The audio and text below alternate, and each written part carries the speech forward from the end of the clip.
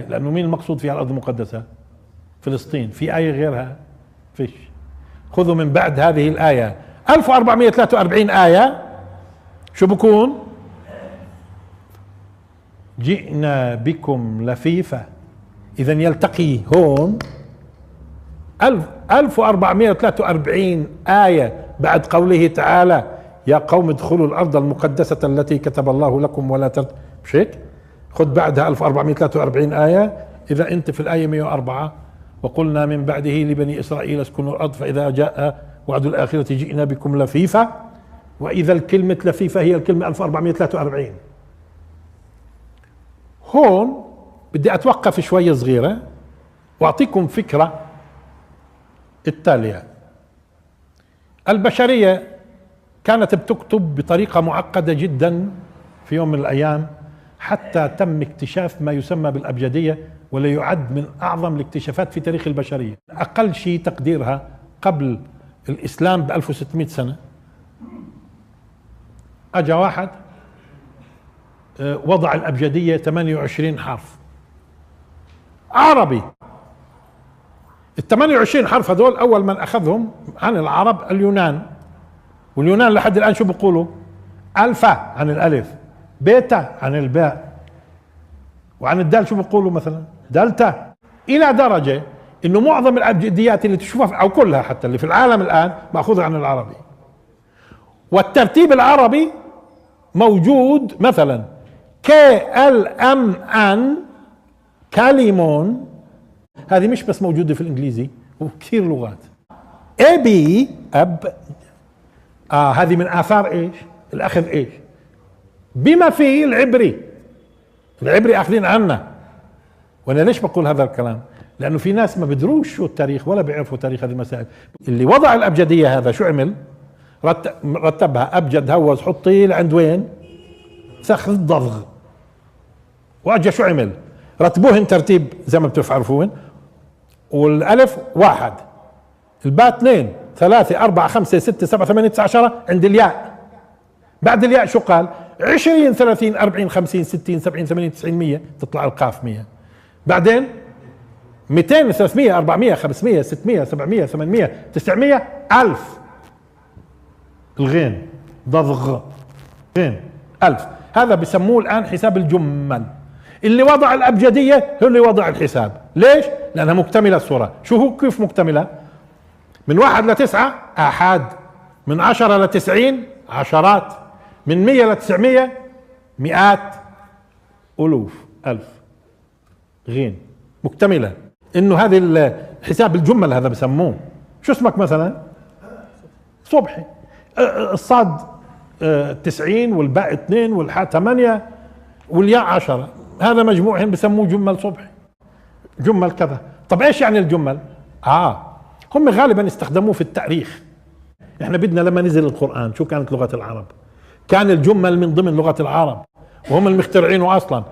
واليوم الجمل بيستخدموه في الشعوذة وبيستخدموه في الابراج وتفاصيل من هذا القبيل، وهذا بيعنيناش. احنا بدنا الجمل ببساطته.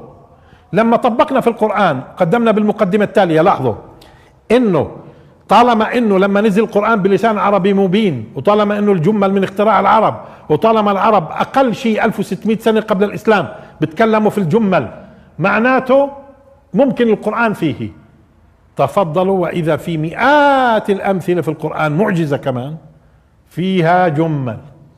فاللي بيقول دليلك انه الجمل موجود في القرآن موجود. في اكبر من هيك دليل؟ انتبهتوا كيف؟ طب ليش جبت الجمل؟ لانه لفيفة قديش كان ترتيبها؟ قلنا 1443. فاخذت جمل.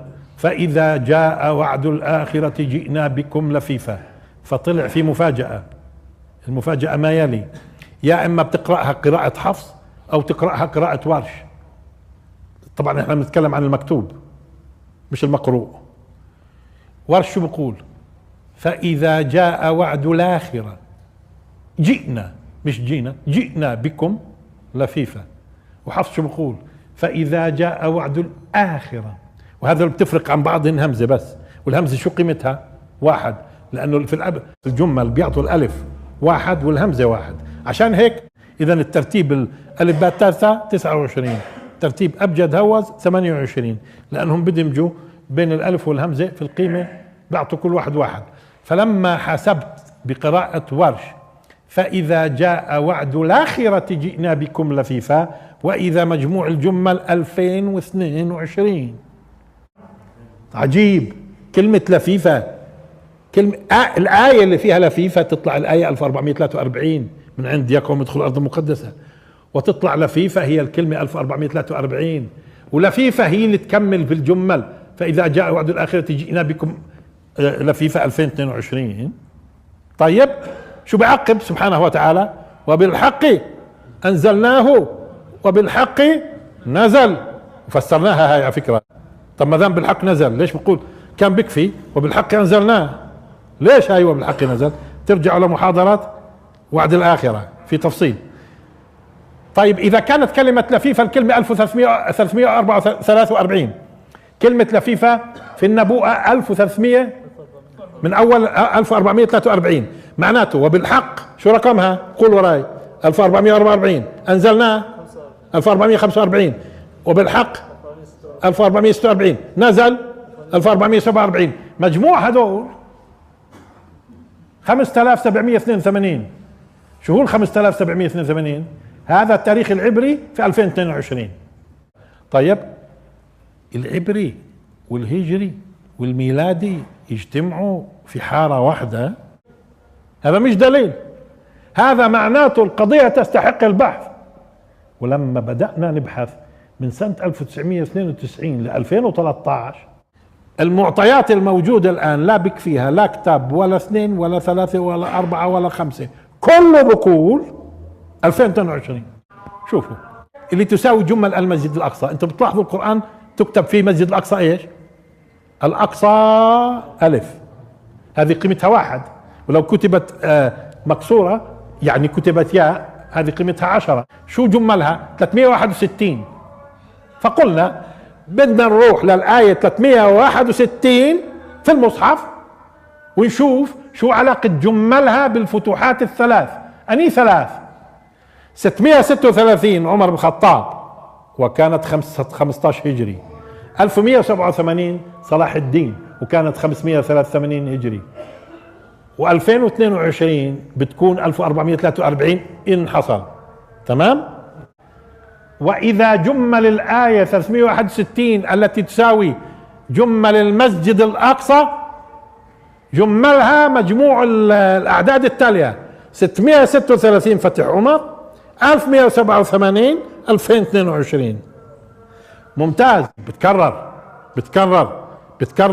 طيب الكلمة 361 في سورة الإسراء، الكلمة 361 في سورة الإسراء شو يعني 361؟ المسجد الأقصى. الكلمة 1063 في سورة الإسراء شو 1063؟ الذي باركنا حوله.